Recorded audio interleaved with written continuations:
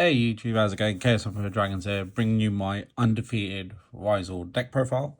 First time trying out the deck, took it to locals. Okay, it's not the biggest of tournaments, but you know, went undefeated, so I was quite happy with that.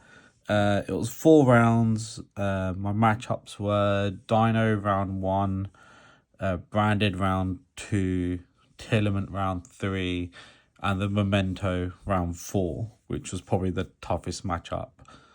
But yeah, the deck was really good, really performed really well. It has, you literally just need like one starter in your hand and like 4 hand traps or 4 non-engine, and the deck just works really well. So surprisingly quite consistent, even though Tachyon's not out yet, but I think it can be better. So I've got some ideas of what I'd like to try next. But yeah, I think the deck's really good. So gonna get straight into it and not mess about. So starting with sort of the main engine. So 3 Ice Ryzeal. So if you don't know what they do by now, all of the Ryzeals have 2 effects. So one is to like summon itself, and then another will be to like search or special summon something. So for Ice, for example, on normal summon, it will special summon a Ryzeal from deck. Otherwise, it can summon itself by sending a card from your hand or field to the graveyard to special summon itself. But then you won't get the summon from deck. That's only on normal summon. And then you got Sword Ryzeal.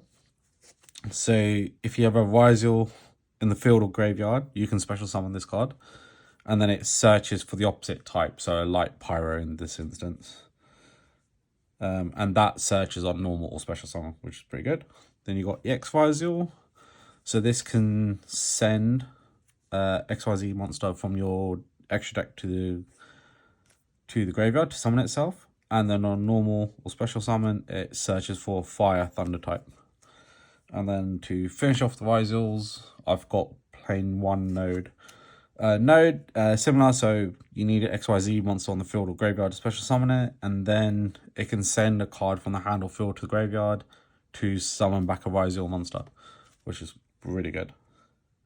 And then sort of carry on with the Ryzeal engine. I've got 2 Ryzeal Cross, so this is the field spell.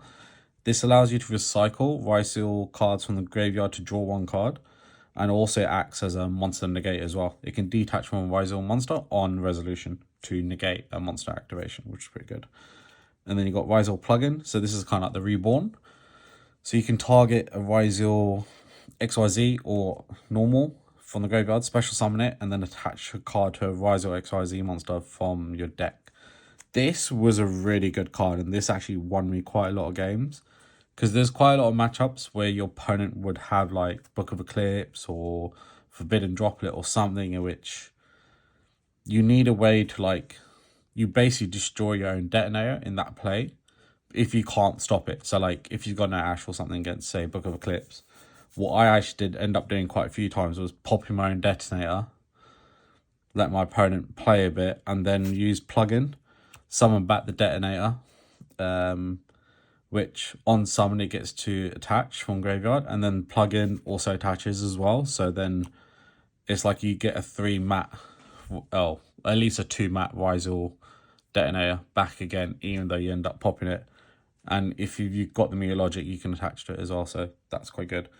And then kind of finish off the Ryzeals, I've got 1 Plasma Hole, which I used maybe once, probably attached from deck more often now that I know that as a play. But yeah, this was really good, really straightforward. I wouldn't actually change anything about these ratios. I think node might be 1 to bump up to 2, but I think that's like very small scenarios where you need it.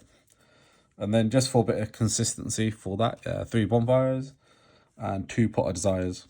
The amount of times I'll just have 4 non-engine and then have 1 bonfire in my opening hands was quite often, actually, and it was really good. Like and it would feel comfortable as well because I actually play cross outs, so then I wouldn't have a feel of getting the Ash, because even if it happened, I was like, well, I've got the cross out to make sure I can get some sort of starter play. And then talking about cross outs, I've got 3 cross out and 1 call by, and then 2 triple tactics. The cross out was so good in my matchups because the amount of time like I would have played through a lot of my opponent interruptions on their turn, and then they'll be like, okay, tactics to take or tactics to draw to, so they can carry on playing. And I had a cross out set to like cross out that. So cross out was for me one of my MVPs, with having tactics in the deck to end up calling as a target. So yeah, this worked really well, and I was very happy to have that. I think call by I didn't really see, but you know, it's good to have in the deck. Easy side out option as well. And then the rest of the non-engine, 3 Ash, 3 Ogre, 3 Veiler, 3 Nib, and 3 Infinite Impermanence. All really great. You know, in my opening hands, if I saw any of them, I was happy. Nothing I'd really change. I think Ogre underperformed a little bit. But otherwise everything else was actually really good. So if anything, I might change Ogre to like a Droll maybe. But otherwise, I've got no issues with these hand traps. Yeah, the deck was really good. Yeah, what can I say? Going on to the extra deck. So pretty standard. 2 Detonator. 2 Duo Drive. And then 1 Tornado Dragon. And 1 Dugaris. 1 Evil Storm Extinction Knight. So I'll just stop there with this for a sec. So these were the main cards I went into pretty much every single matchup. I went into a Tornado Dragon once because I was playing against a back row. A branded player had a couple of back rows, so I just went into a Tornado Dragon to clear one of them.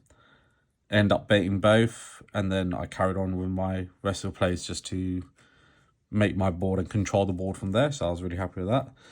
Dugaris I made once for an OTK option.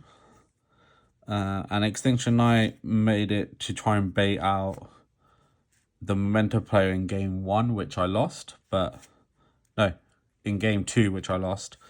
But you know, it was worth a try. But you know, this is a really good card, and I would say it is kind of mandatory to have. But these were literally the cards I made all the time. I didn't really make anything else today in my other matchups. So the rest of my extra deck is, I wouldn't say expendable, like you can change it, but I think there definitely are a lot of flex options. So I had 1 Castell, 1 Starliege, 1 Abyss Dweller, 1 Babushka, 1 Meteorologic. So yeah, did send this all the time with EX to attach. Then I actually had 1 Zeus and 1 Tython. Never made them, but you know, it's kind of good to have. And I had 1 Donna, just for if I got nibbed, so a way to get rid of the token, or if I use my own nib, a way to get rid of my Nibiru, just so then I had level 4s on the field. But yeah, pretty standard extra deck. I would probably change like the Typhon or Starliege or something, just so I had more options for Ultimate Slayer, because Ultimate Slayer is a really good card, and in my Memento matchup, even though I did end up winning it, in game 2, I definitely would have sided in my Ultimate Slayers if I knew I had more options. So nicely bringing it onto my side deck. So I had 3 more Charmy Perilia, 3 Artifact Lancia, really good card. For back row, I had, or just removal options, 2 Lightning Storms and 1 Harpy's Feather Dusters. And then, as I spoke about them, 3 Ultimate Slayers. As I said, I really think I will change my side deck a bit, my extra deck, just to have more Ultimate Slayer targets, because I think it is a very good card. Then I had 2 Triple Tactics Frost and 1 Dimensional Barrier. Side deck was really good. I've got no complaints with it whatsoever, so I'll keep it like this for now. Then as the format develops more, I'll obviously change it as I go along.